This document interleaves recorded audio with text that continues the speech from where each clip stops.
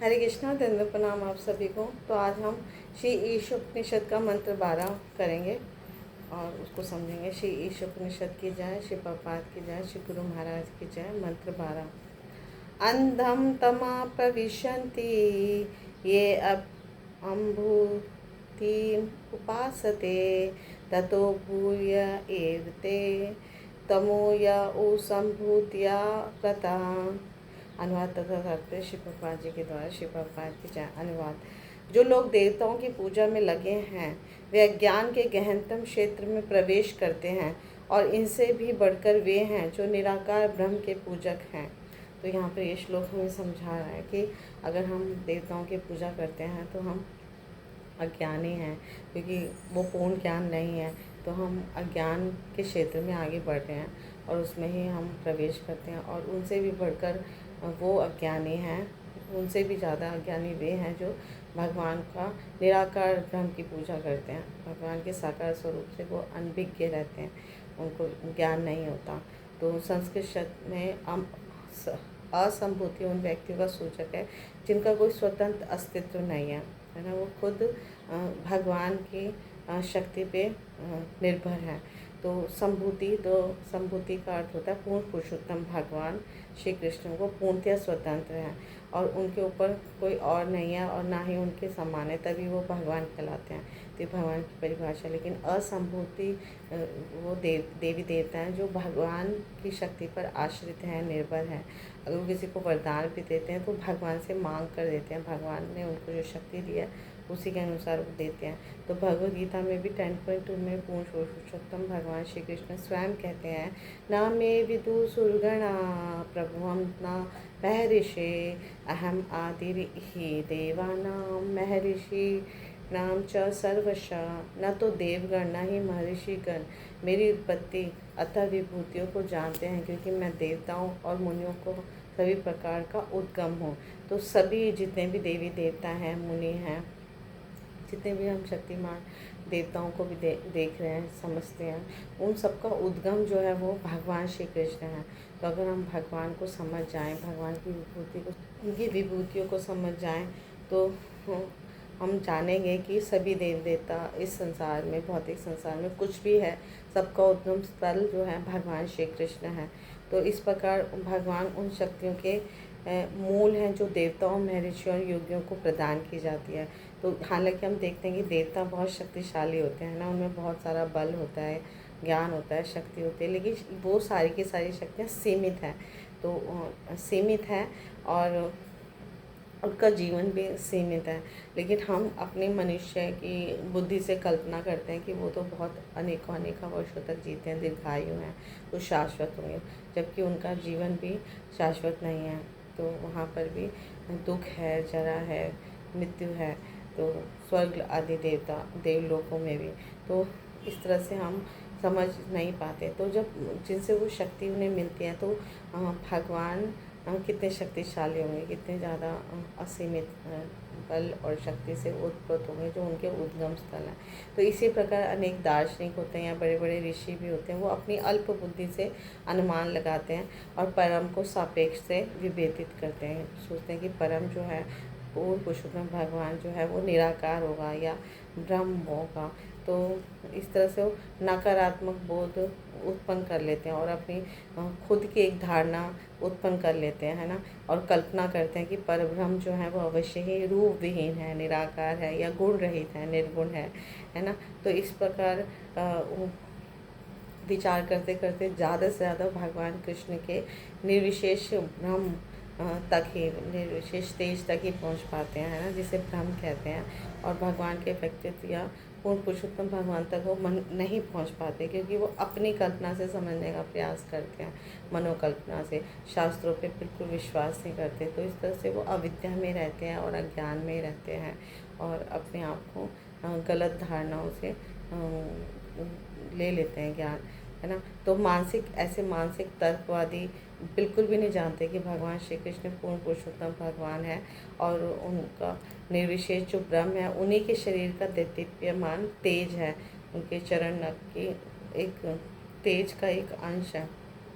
तो उनकी पूर्ण सर्वव्यापी जो अभिव्यक्ति ही है निर्विशेष ब्रह्म पे, लेकिन वो पूर्ण नहीं है ना, वो भगवान का पूर्ण रूप नहीं है। तो वे बिल्कुल भी नहीं जानते कि भगवान का अपनी एक शाश्वत रूप है, शाश्वत धाम है और शाश्वत आनंद और ज्ञान से दिव्य गुणों से युक्त है उनका वो रूप, है ना।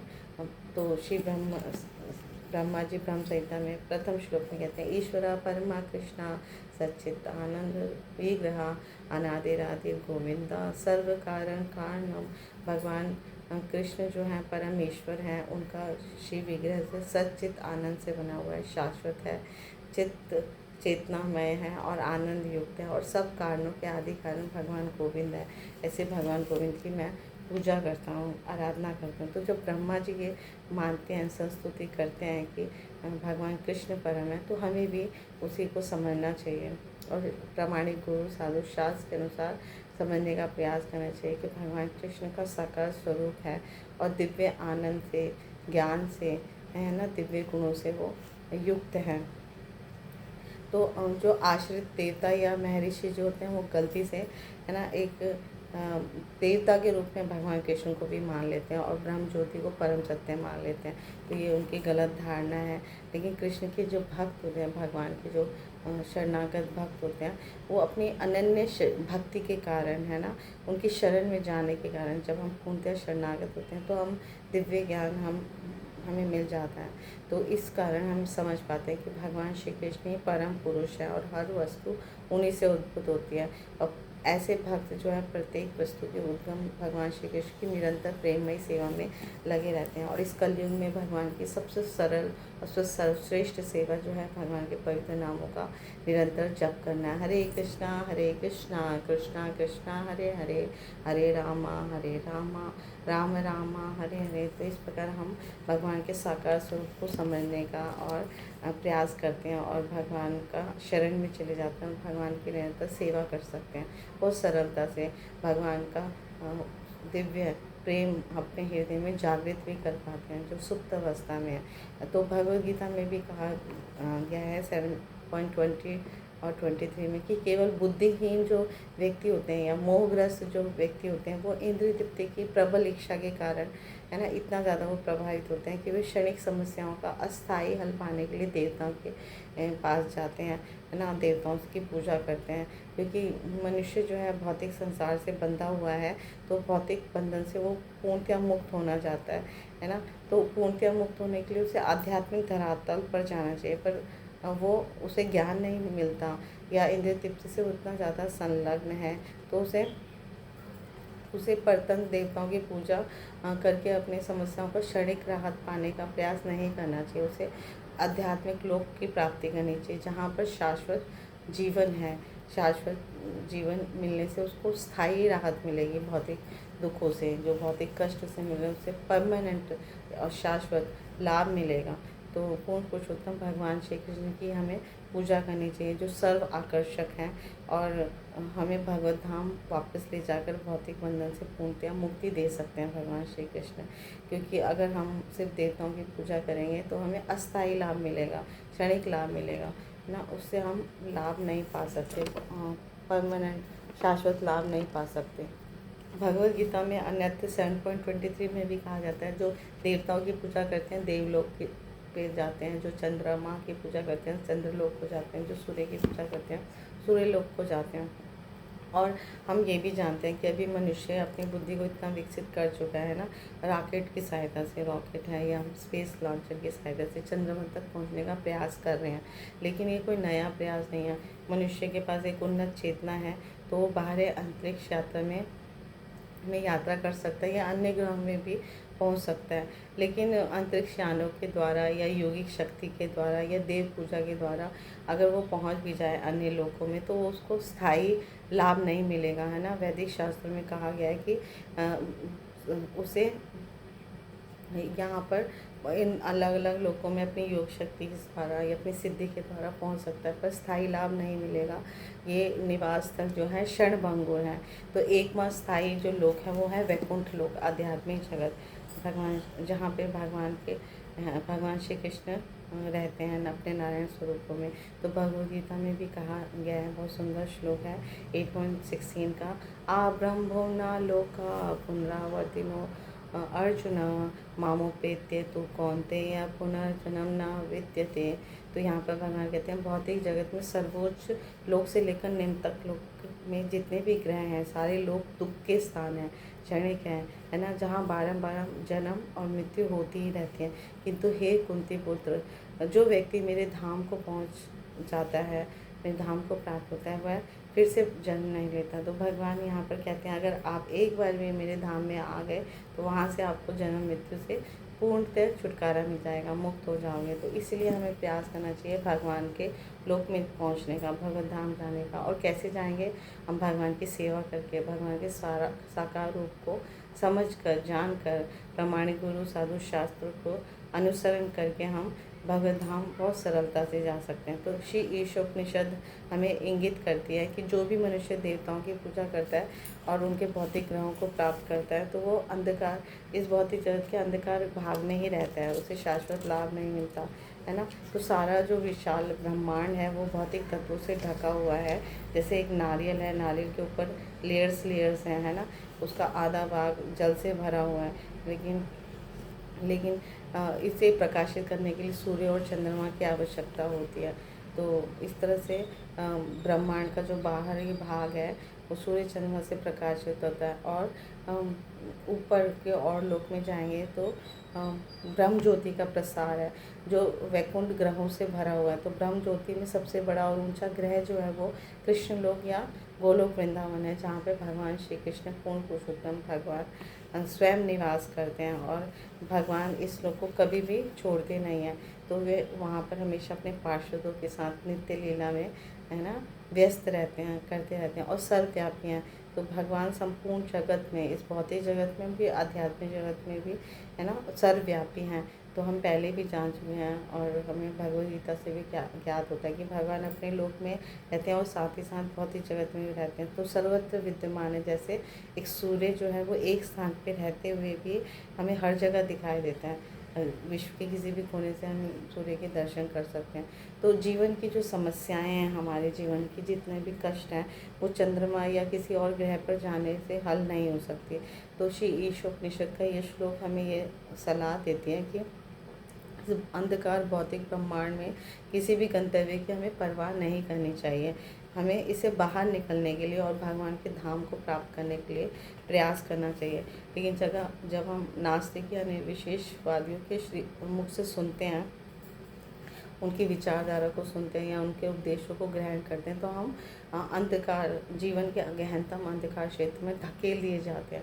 इसलिए हमें बहुत सतर्क रहना है, सावधान रहना है और उनसे दूर रहना है। क्योंकि नास्तिक जो होता है वो पूर्ण पुरुषोत्तम भगवान की साकार स्वरूप को या अस्तित्व को सीधे सीधे नकार देता है और निर्विशेषवादी परमेश्वर के निराकार पक्ष पर बल देकर ऐसे नास्तिकों के आधार देता है ना। तो हमें अभी तक श्री ईशोपनिषद में ऐसा कोई भी मंत्र नहीं मिला जो हमें बताया कि पूर्ण पुरुषोत्तम भगवान का अस्तित्व नहीं है ना।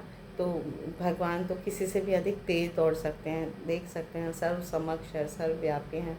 तो अगर कोई व्यक्ति या कोई पूर्ण पुरुषोत्तम भगवान अगर अधिक तेज दौड़ सकता है किसी भी वस्तु से, तो उसे निराकार हम कैसे कह सकते हैं? यह अज्ञान का दूसरा रूप है, अविद्या का रूप है, जो परम सत्य की अपूर्ण धारणा से उत्पन्न होता है। अगर हम परम सत्य के बारे में नहीं जानते तो अपनी मनोकर्म से ये ज्ञान देते हैं, है ना, और ये झूठा ज्ञान है। तो ये अज्ञान है। और जो भी छद्म या धोखेबाज व्यक्ति होते हैं वो अवैधिक आदेशों का प्रत्यक्ष उल्लंघन करते हैं, शास्त्रों का उल्लंघन करते हैं। इसीलिए वो ब्रह्मांड के सर्वाधिक अंधकारमय क्षेत्रों में प्रवेश करने के पात्र हैं। तो उनको गहनतम अंधकार क्षेत्रों में डाल दिया जाता है। तो ये नियम है, प्रकृति का नियम है। क्यों डाल जाते हैं? क्योंकि स्वयं भी वो, है ना, गलत मार्ग चुन रहे हैं और अपने अनुयायियों को भी पथभ्रष्ट करते हैं और भगवान का निराकार बताते हैं, है ना, जो वैदिक शास्त्रों से बिल्कुल ऑपोजिट है, विरुद्ध है। तो ऐसे मूर्ख जो होते हैं उनको तनिक भी ज्ञान नहीं होता, तो इसलिए उनके हाथों से जो ज्ञान लेता है, उनके द्वारा जो ज्ञान लेता है वो अत्यंत घातक है उसके जीवन के लिए। तो क्योंकि ऐसे निर्विशेषवादी शास्त्रों द्वारा बताई गई विधि से देवताओं की भी पूजा नहीं करते, ना शास्त्रों में, अलग अलग शास्त्रों में देव पूजों को भी बताया गया है। लेकिन शास्त्रों में कतिपय परिस्थिति के अनुसार, जैसे जिसकी परिस्थिति होती है उसके अनुसार देवताओं की पूजा करने की भी संस्तुतियाँ बताई गई हैं, तो उसका भी उल्लंघन कर देते हैं, है ना। तो लेकिन साथ साथ हमें शास्त्र ये बताते हैं कि हमें देव पूजा भी करने की आवश्यकता नहीं है, क्योंकि अगर हम पूर्ण पुरुषोत्तम भगवान की पूजा करते हैं तो सभी देवी देवता स्वतः प्रसन्न हो जाएंगे। जैसे एक उदाहरण से इसे समझते हैं, जैसे एक वृक्ष है, उसकी जड़ों में अगर हम जल डालेंगे तो पूरा वृक्ष हरा भरा रहेगा। तो भगवान सभी देवी देवताओं के आदि स्रोत हैं, मूल हैं। तो अगर हम भगवान श्री कृष्ण की सेवा में संलग्न होंगे तो सभी देवी देवता स्वतः प्रसन्न हो जाएंगे। तो स्पष्ट कहा जाता है भगवद गीता में भी और शास्त्रों में कि देवताओं की पूजा करने से हमें जो फल मिलते हैं वो स्थायी नहीं है, वो शाश्वत नहीं है ना, वो सिर्फ और सिर्फ क्षणिक है। तो भगवान कहते हैं कि कोई भी व्यक्ति अगर भक्तिमय सेवा द्वारा भगवान तक पहुंच सकता है, तो भगवान तक पहुंचने का एकमात्र साधन जो है भगवान की प्रेममयी सेवा करना। तो तुरंत उसे जन्म मृत्यु जरा व्याधि भौतिक बंधनों से मुक्ति मिल जाती है, वो पूर्णतः मुक्त हो जाता है। और भवबंधन से मोक्ष का मार्ग जो है भगवत भक्ति के द्वारा ही प्राप्त किया जा सकता है। तो भगवान की अगर हम भक्ति करेंगे, और ये भक्ति कैसे मिलेगी, एवं परंपरा प्राप्त, एवं हम जब प्रामाणिक गुरु परंपरा से समझेंगे, शरण लेंगे, प्रामाणिक गुरु के शरणागत हो जाएंगे, तो सर्वोत्कृष्ट ज्ञान हमें गुरु परंपरा द्वारा प्राप्त होगा। लेकिन जो धोखेबाज होते हैं, अज्ञानी होते हैं, छद्म धर्मध्वजी होते हैं, वो सामान्य जनता को भ्रांत करके स्वयं आचार्य बन जाते हैं और सिद्धांतों के विरुद्ध पालन करते हैं। तो ऐसे जो धूर्त व्यक्ति होते हैं वो मानव समाज का सबसे ज़्यादा घातक तत्व है, क्योंकि उनका कोई ऐसा सरकार विद्यमान नहीं है जो उनके विरुद्ध कार्य कर सके।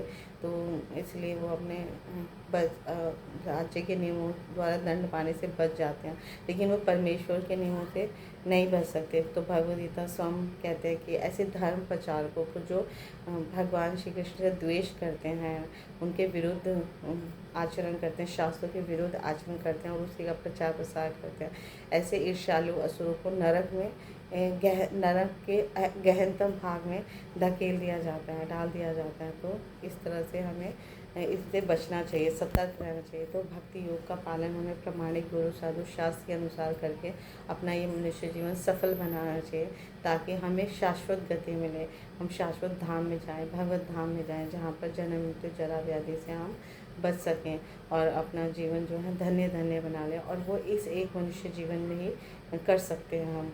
तो इसलिए हमें अपनी बुद्धि का प्रयोग करके, है ना, धर्म के चिन्हों पे चलना चाहिए, प्रामाणिक शास्त्रों के अनुसार भगवान के पवित्र नाम रूप गुण लीला धाम उनके पार्षदों के बारे में निरंतर श्रवण करना चाहिए, जप करना चाहिए और अपना मनुष्य जीवन सफल बनाकर भगवत धाम को वापस चले जाना चाहिए। Thank you so much. Guru Maharaj की जय, श्री प्रभुपाद की जय, आप सब भक्तवृंद की जय, श्री ईश उपनिषद की जय।